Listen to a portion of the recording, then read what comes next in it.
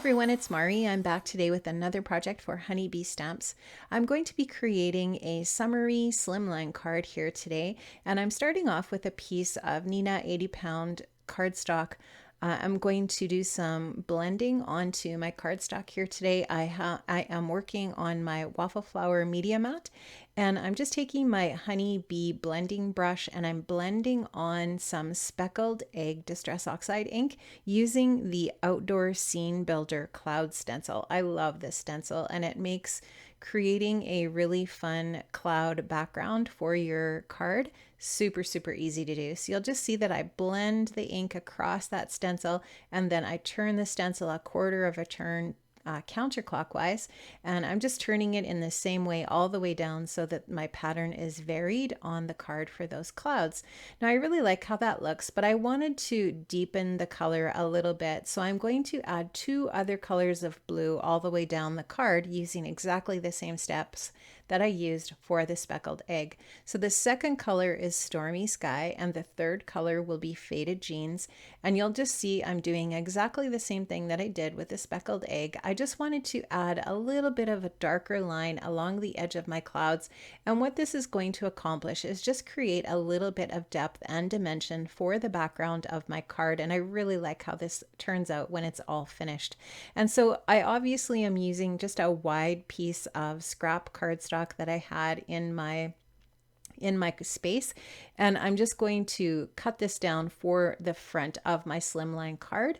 But I just wanted a variety of cloud area here going down my card, and then I will be cutting this out for my front card panel here in a minute. So you'll just see me here. I'm going to finish this up with my last color, the darkest color. This is the Faded Jeans, and I just really love how these clouds look when I'm all finished. I love this blend. I think it just looks really cool. Now I'm going to take my speckled egg distress oxide ink again, and I'm going to just go across below the last cloud area there, and this is just going to create the rest of my sky, and then I'll build my scene after that. Now I'm just taking the Slimline Sentiments Eyelet die. This is a brand new die with the new summer release. I'm going to stick that onto this card panel to create my card front, and I'm going to die cut that out. And now I'm just going to take a little bit of cardstock and create a bit of a sandy area for the bottom of my card, and just cut that out so that that little tiny panel for the sand is ready to go at the bottom. And now I'm just stamping out the Hello Summer images from the Hello Summer stamp set. I'm going to stamp these out using my Mini Misty and some Copic friendly ink. Just stamping those out onto some 80-pound Neenah cardstock again, and I'm just going to color these up with some really simple and basic Copic coloring. I have put the colors of the markers on the screen that I am using for this blend. I wanted my umbrella just to be blue and white. I do end up coloring that white middle section with a little bit of really light cool gray. I think I use C02 for that section just to give it a little bit of dimension, but the idea is that it is supposed to look like it is more white than it is blue. So I'm just going to go ahead with my lighter color of blue, my B23, color it in, color that panel area in with that, and then darken the edges with a little bit of B24 to give the umbrella a little bit of dimension in that way. So just using a really simple two-color blend on my umbrella to create some depth and dimension. Now I'm going to go ahead and color that little beach ball. I did decide to use 3 different colors, but just to let you know that the sections on that beach ball are even, so there's an even number of sections there, so that it does work out better if you use 2 colors, and if you want to use 3, and I didn't think of this before I colored it in, but you could actually take a black pen and divide one of those sections of the ball into 2 so that you have an uneven number for a 3-color ball instead of 2. So now I'm just taking some E53 and E55 to color in the wooden part of my beach chair. And I just want my beach chair to be red and white. I'm using the same color of red, R24, for all of my red areas. And then just going in and coloring the starfish and shells and just going to finish that up, like I said, with just some really, really simple Copic coloring to give my images a little bit of color and interest. Now I'm going to go ahead and use the honey cuts from Hello Summer as well, and I'm going to cut all of those little images out. I'm going to create some little bird images from this is from the Beach House add-on honey cuts. So this is not from the Hello Summer honey cuts, it's a separate set. And I just wanted to create those little birds for the sky area for my scene. Now I'm going to take some anti-static powder and just go ahead and treat my front of my card panel here with that before I go ahead and do some embossing with my sentiment. So I'm just I'm inking up my sentiment with some VersaFine ink.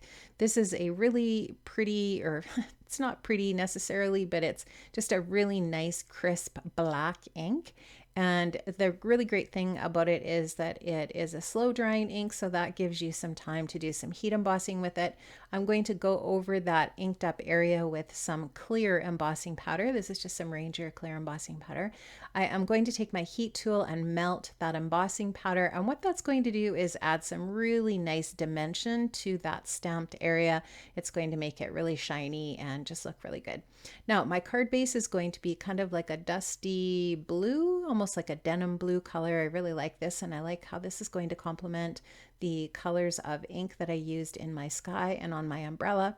So I'm just getting that Slimline card base ready to go. That is a 7 by, or I should say, sorry, that is a 3.5 by 8.5 inch card base. And now you can just see that I am adding the card front. And then when I cut that card front out with that Slimline sentiment die, it cuts the border as well. And that all matches up with my cloud blending as well. So now I'm just going to take the Winter Wonder background stencil. This is actually a snow stencil, but I wanted it to add a little bit of detail to my sand. So I just blended on some brown ink using that stencil to kind of add like some sort of like little grains in my sand. You could also do that with a marker. I also am taking the Making Waves long border dies to create some water for my scene. And I just cut that from the same color of cardstock as my card base. Just showing you these really cool dies that create these waves.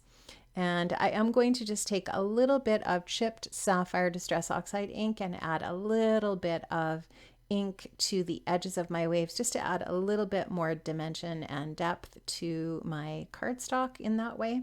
And then I will go ahead and stick these onto the front of my card. So I'm just using my blending brush again there and adding that little bit of ink onto the cardstock. And then I'll go ahead and just stick those down just with my tape runner to the area behind the sand so that you can see it just creates a little bit more of our realistic scene here.